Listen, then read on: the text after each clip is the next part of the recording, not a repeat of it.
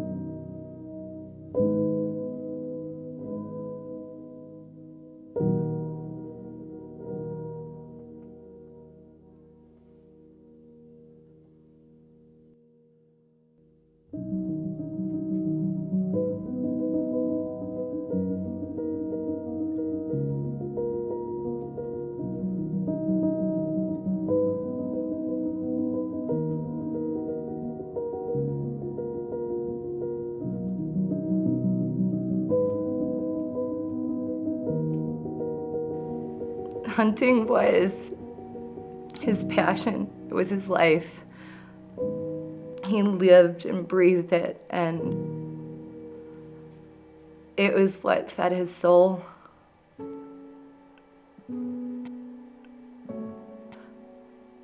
Today, not only was I able to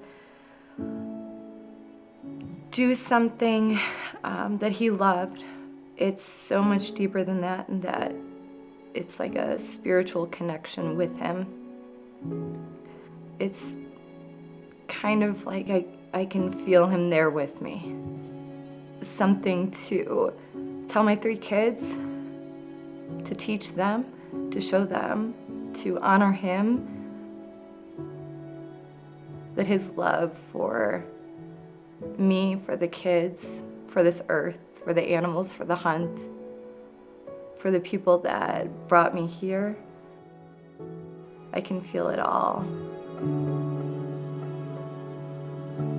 I was born in Chicago. When I was in 6th grade, we moved out to the suburbs.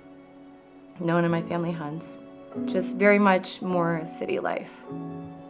So what made you so intrigued about hunting? Devin, Who's Devin? my husband that died.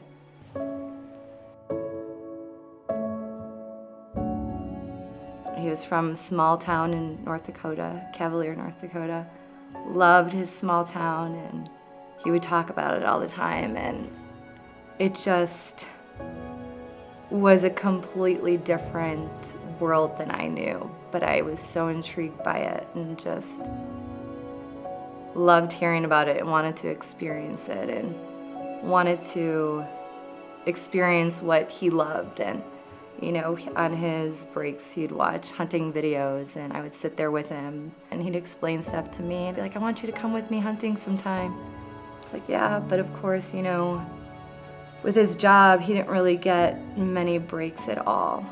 And we started having kids, so, you know, I was home with the babies, and he would take hunting trips, and we talked so much about once he got out, you know, hunting trips that he was going to take me on in Montana to go elk hunting and show me a tree that he carved our names into on the cliff.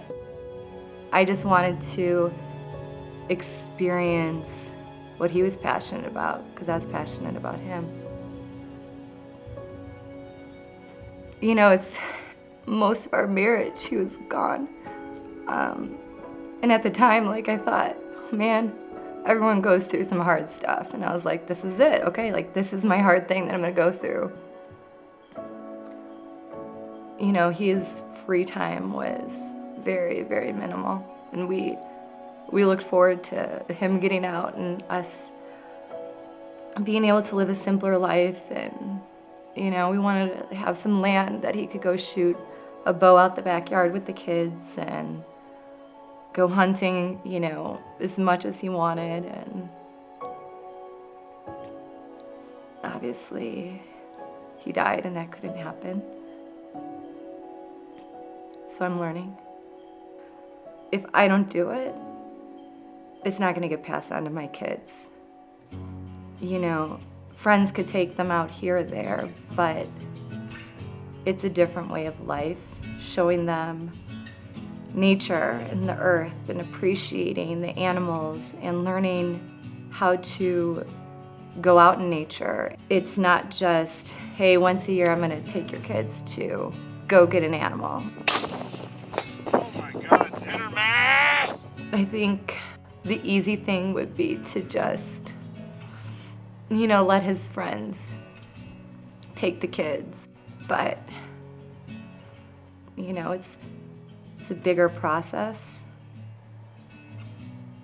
Doing the challenging things, doing what's hard, most of the time is more worthwhile.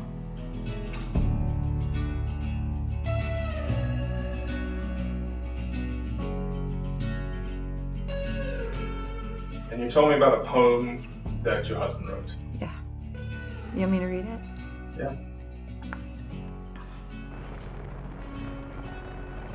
It's titled Hunter. I am a hunter of all things living. From man to mouse, my harvest knows no bounds.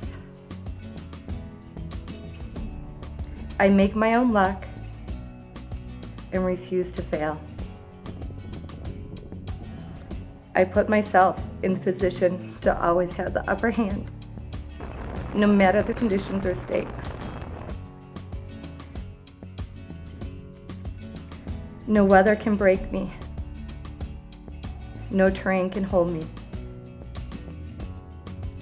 Misery and hardship are my companions, and I welcome them. Indecision is a weakness that will not be allowed in my mind.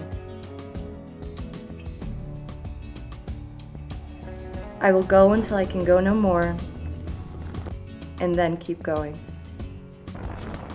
I'm relentless in my pursuit. I'm just not steady on this. The lessons I've learned and the tactics I've honed through countless hours have brought me to this single point in time that is quickly approaching. My pulse slows. My focus sharpens. And I am there. Devin Grew.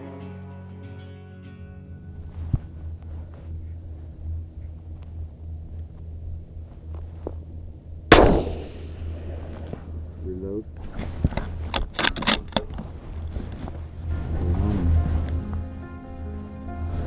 You got him good. He's going down. Going down.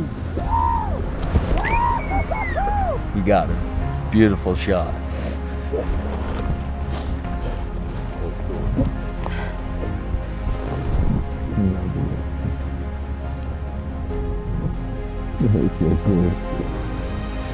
That was such a great shot. At 400 yards too. Sailed it over him the first one. He had to come back this way, and at 400, he got back on him and put it right in the money spot. It's so great. That felt good? Yeah. So when it finally happened, what was your first thought? I felt him there with me. And I could see him just jumping up and down, tears in his eyes. I could feel his presence. So it was like a spiritual connection I felt to him at that moment, and feeling and knowing how proud he is that I'm doing this. I'm learning, and you know, blessed to have a group of people who are teaching me the things that he would teach me. And you know, you learn by doing, and that by doing this, that I can go on and continue to teach our kids, and they could teach their kids and their kids.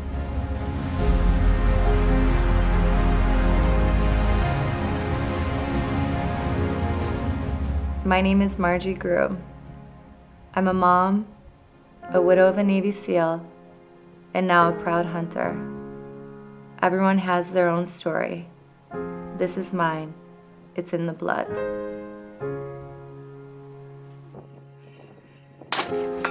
Yes! That one shook me. That's so good.